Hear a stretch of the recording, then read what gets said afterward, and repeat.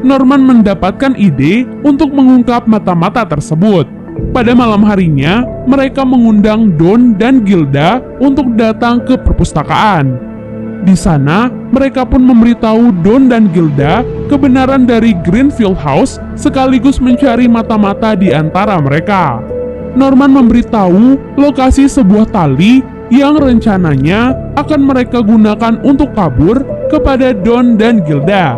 Namun, Norman sengaja memberikan lokasi yang berbeda untuk Don dan Gilda. Keesokan harinya, rencana Norman ternyata berhasil. Ia pun mengumpulkan Emma dan Ray untuk mengungkapkan mata-mata tersebut. Bukan Don atau Gilda, namun mata-mata itu ternyata adalah Ray. Norman yang cerdas ternyata telah menipu Ray, di mana lokasi yang ia beritahukan sebelumnya hanya Ray dan Emma yang tahu. Ray akhirnya mengakui hal tersebut. Namun ia melakukan hal itu bukanlah tanpa alasan. Namun ia sengaja menjadi mata-mata untuk upaya pelarian mereka. Sejak masih kecil, Ray menawarkan dirinya untuk menjadi bawahan Mama agar bisa mendapatkan beberapa barang yang ia inginkan dari luar dinding, serta menegosiasikan pada Mama agar ia dibunuh pada saat berusia 16 tahun. Berkat hal itu, Ray akhirnya berhasil menciptakan alat untuk menghancurkan alat pelacak yang ditempelkan di telinga mereka. Oleh sebab itu, kini tim mereka pun menjadi 5 orang, yaitu Emma, Norman, Ray, Don, dan Gilda. Saat mereka berlima sedang berdiskusi bersama, Sister Crown tiba-tiba mendekati mereka.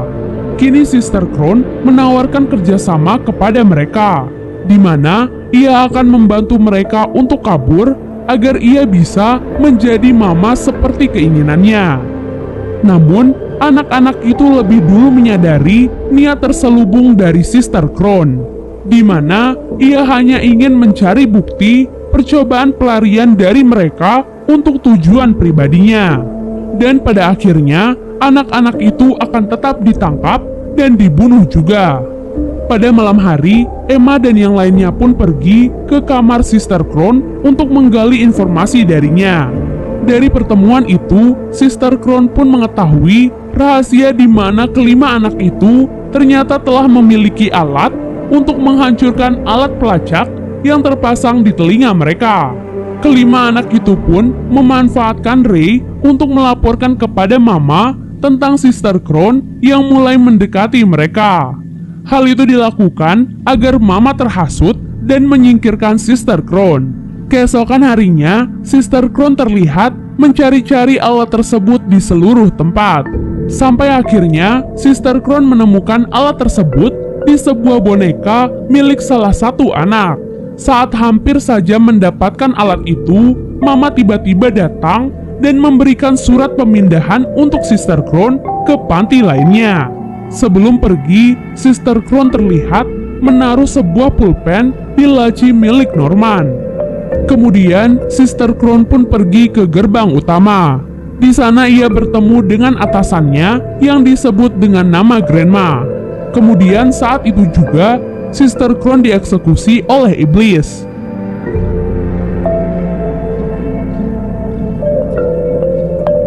Keesokan harinya, Emma dan Norman memutuskan untuk pergi memanjat dinding untuk melihat-lihat jalan yang bisa mereka lalui saat kabur.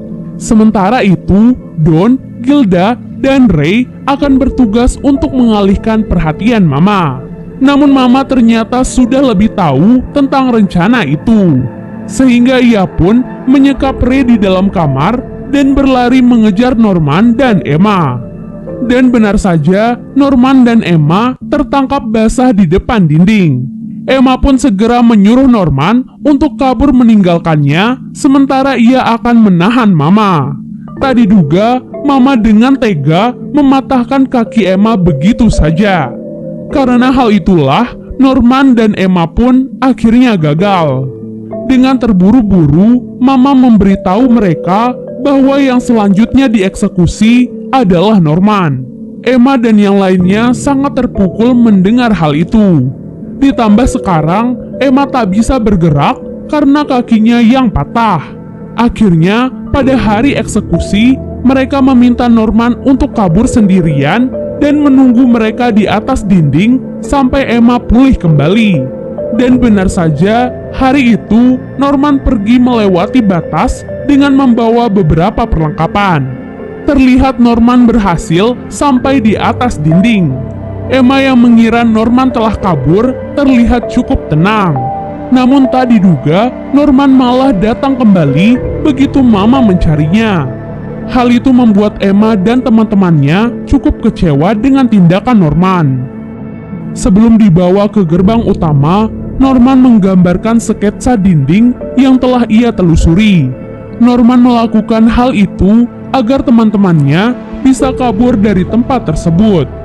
Sebelum benar-benar pergi, Norman mengucapkan salam perpisahan kepada teman-temannya dengan berat hati.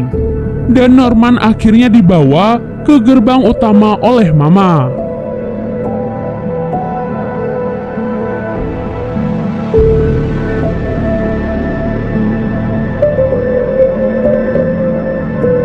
Setelah kepergian Norman, Emma dan Ray terlihat sangat murung dan bahkan menyerah akan mimpi mereka untuk kabur. Setelah 2 bulan lamanya, mereka tak melakukan usaha apapun. Kini tibalah giliran Ray untuk dieksekusi. Emma pun pergi menemui Ray di sebuah ruangan. Tak disangka, selama 2 bulan itu, keduanya tak menyerah sama sekali. Melainkan mereka telah memikirkan cara yang lebih matang untuk rencana pelarian mereka. Tak diduga, sebelum kepergiannya, Norman meninggalkan pesan dan rencana matang untuk mereka, di mana selama ini mereka tetap melatih anak-anak untuk keberhasilan rencana mereka. Selain itu, semua persiapan juga telah rampung. Kini waktunya untuk menjalankan rencana itu. Pada malam itu, Ray dan Emma bekerja sama untuk menipu Mama, di mana mereka sengaja membuat kebakaran dan berpura-pura seolah-olah Ray akan menjadi korban kebakaran tersebut. Rencana itu juga diperkuat dengan dilepasnya pelacak di telinga Ray untuk diletakkan di dalam kebakaran itu. Mama lantas berlari untuk mengambil alat pemadam dan sibuk memadamkan api di sana. Kesempatan itu kemudian digunakan oleh Emma dan anak-anak lainnya untuk kabur bersama. Sebelum kabur, Emma meminta maaf kepada anak-anak yang masih di bawah umur 6 tahun karena tak bisa membawa mereka. Namun Emma berjanji akan kembali dan menjemput mereka nanti saat mereka telah siap. Setelah itu, Mama baru menyadari bahwa ia telah ditipu oleh Emma dan yang lainnya. Mama pun segera berlari mengejar mereka dan menginfokan kepada peternakan yang berada di luar dinding untuk mengepung anak-anak tersebut di jembatan penyeberangan. Namun Norman ternyata cukup cerdas untuk mengetahui taktik itu, sehingga ia menuliskan rencana agar teman-temannya tak melewati jembatan, melainkan melewati jalan lain, di mana mereka harus melewati sebuah tebing dengan menggunakan tali bantuan. Dengan kerjasama dan latihan mereka selama ini, anak-anak itu pun satu persatu mulai melewati tebing tersebut. Sampai saat tersisa giliran Emma untuk menyeberang, Mama datang dan menghampirinya.